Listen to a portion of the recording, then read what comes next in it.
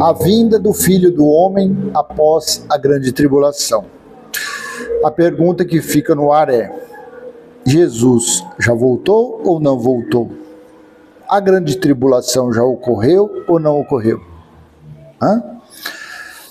Precisa mais tribulação do que passaram aquelas pessoas no cerco que Jerusalém sofreu a partir de julho de 69 até o mês de agosto do ano 70, há quase 2000 anos atrás, onde dentro ali dos muros, no interior da cidade de Jerusalém, os judeus ficaram cercados por 390 dias, assim está em Ezequiel 4.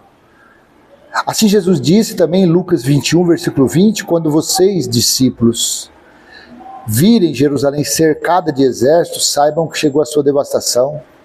Aí no versículo 23, ai das que estiverem grávidas e das que amamentarem naqueles dias, ou seja, as mulheres que estavam grávidas, que deram à luz durante aquele cerco, chegou ao ponto de comer os seus recém-nascidos, para se cumprir as profecias, as palavras de Deuteronômio 28, versículo 53, Lamentações 4, Jeremias 19 e muitas, acho que é 2 Reis 6, quando Samaria também foi cercada a primeira vez.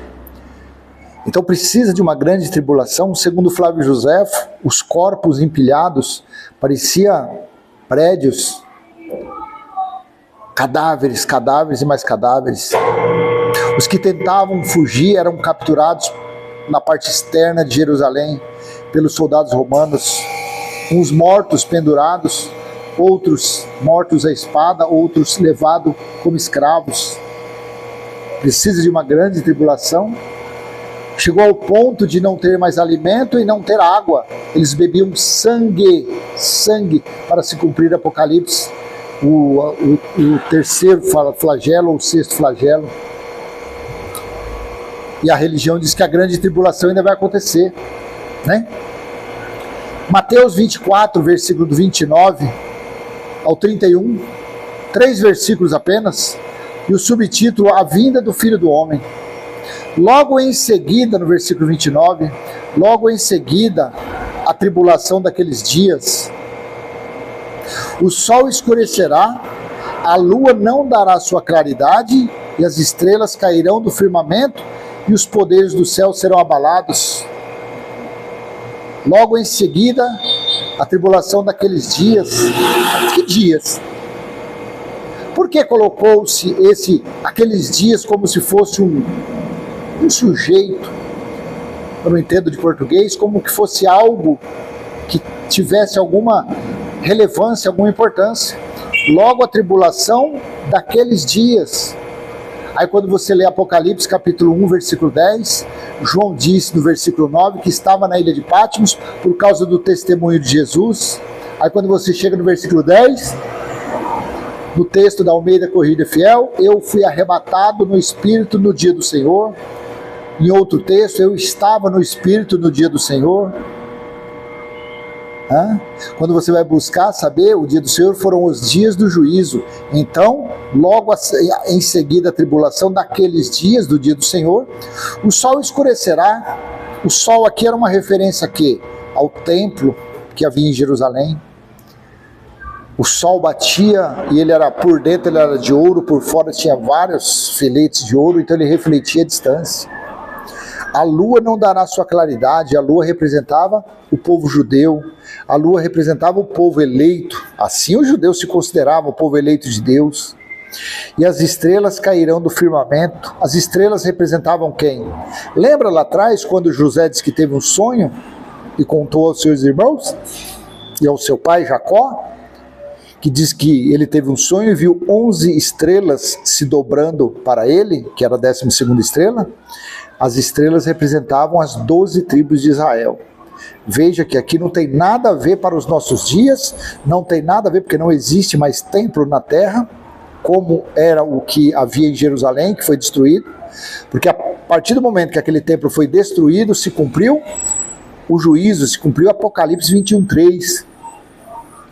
A Nova Jerusalém, do versículo 2, que João viu descer de uma forma espiritual, e nessa Nova Jerusalém, Deus estabeleceu o seu templo espiritual, onde ele mesmo faz morada, em nosso espírito. Então, logo em seguida a tribulação daqueles dias, o sol escurecerá, a lua não dará sua claridade, as estrelas cairão do firmamento e os poderes dos céus serão abalados. 30. Então aparecerá no céu o sinal do Filho do Homem, o sinal do Filho do Homem. Todos os povos da terra se lamentarão, todas as tribos da terra se lamentarão, e verão o Filho do Homem vindo sobre as nuvens do céu com poder e grande glória. No texto da Almeida Corrigida Fiel, então aparecerá no céu o sinal do Filho do Homem, e todas as tribos se lamentarão, e verão o Filho do Homem vindo sobre as nuvens do céu, com poder e grande glória. Porque o Filho do Homem vindo por sobre as nuvens? Porque está escrito aqui, porque para se cumprir o juízo através da visão que Daniel teve nos seus sonhos. Daniel 7,13, nas minhas visões da noite, ou seja, nos meus sonhos noturnos, ou nos meus sonhos do sono, eu vi um como Filho do Homem vindo sobre as nuvens. Mas se nós formos aqui, nesse capítulo mesmo, no capítulo 24, subir um pouquinho para o versículo 24, olha aqui, 27, desculpa, porque assim como o relâmpago sai do Oriente e se mostra até o Ocidente, assim será também a vinda do Filho do Homem, ou seja, foi de uma forma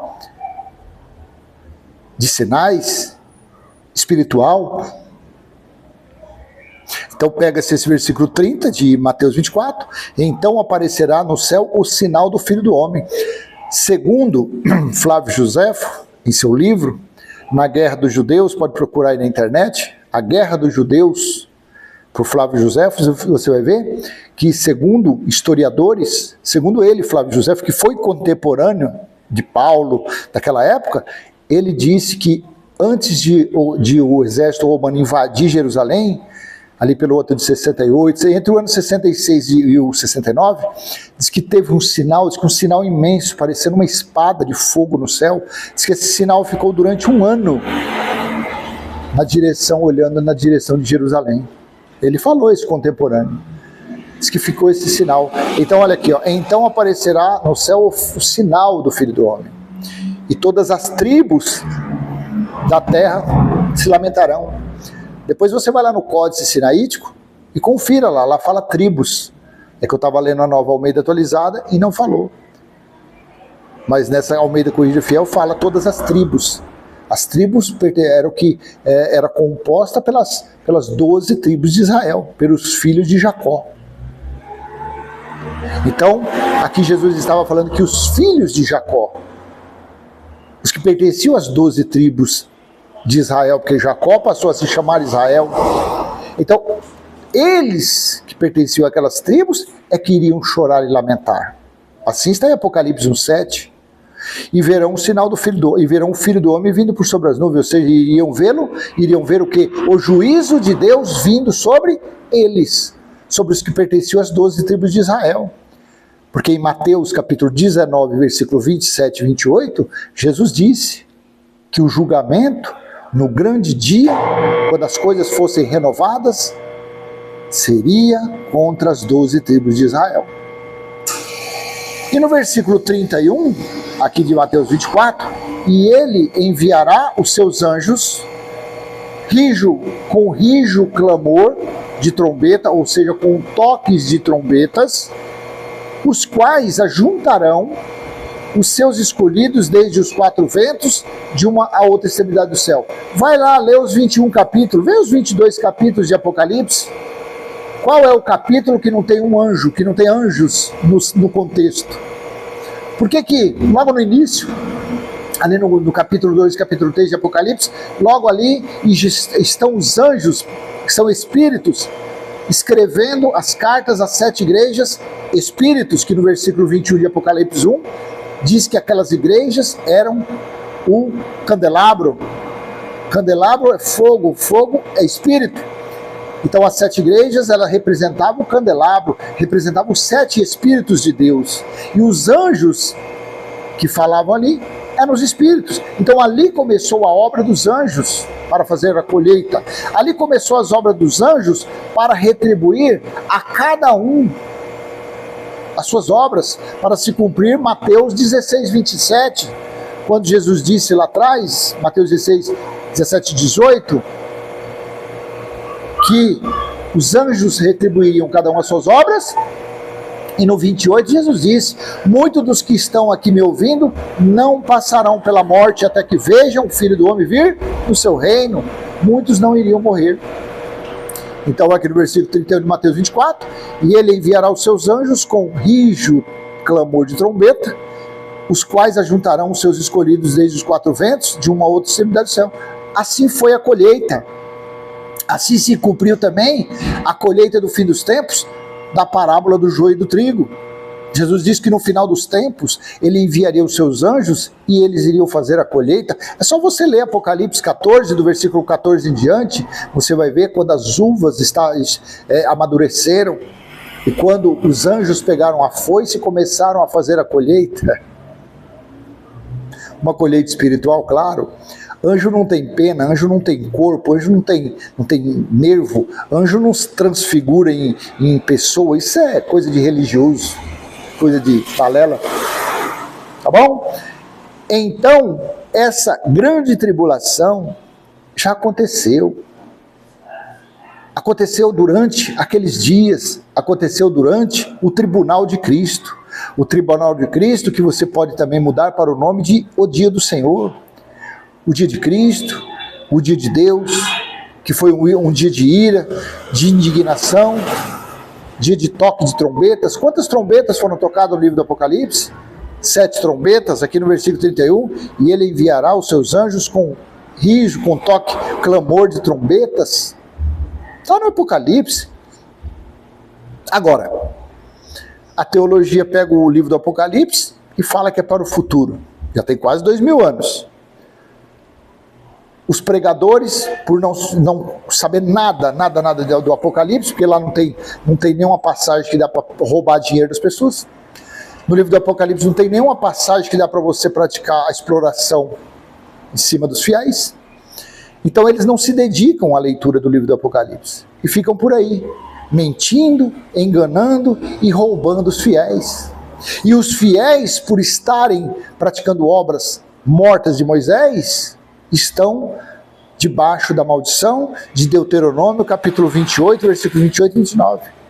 São perturbados de espíritos, são cegos, vivem às palpadelas, procurando Deus aqui, procurando Deus ali, não acham, porque eles estão como deficiente visual.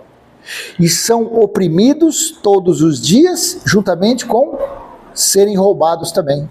São roubados todos os dias. E não tem ninguém que os salve. Não tem ninguém que consiga tirá-los de lá. Porque a mente deles, o entendimento deles está totalmente concretado, está totalmente bloqueado, está totalmente obscurecido pelos ensinos de doutrinas de homens, pelos ensinos religiosos. Infelizmente é assim, tá bom? Então não tem mais grande tribulação, não tem mais toque de trombetas, não tem mais os flagelos, não tem mais nada. Nada, tudo já se cumpriu há quase 2000 anos e cada um de nós vai simplesmente colher aquilo que nós plantarmos. Vai estar se cumprindo na nossa vida, Gálatas capítulo 6, versículos 7 e 8. De Deus não se zomba, aquilo que o homem semear é aquilo que o homem colherá. Tá bom? Então eu peço que você venha curtir esse vídeo, comente, compartilhe. Se você não é inscrito, se inscreva nesse canal, ative esse sininho do lado para você receber novas mensagens e vamos em frente, passando o nosso simples, humilde entendimento a respeito dos escritos bíblicos.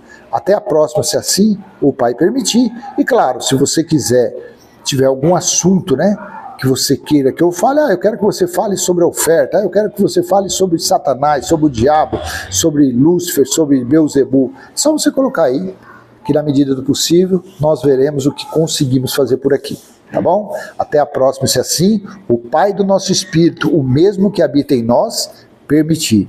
Tchau, tchau.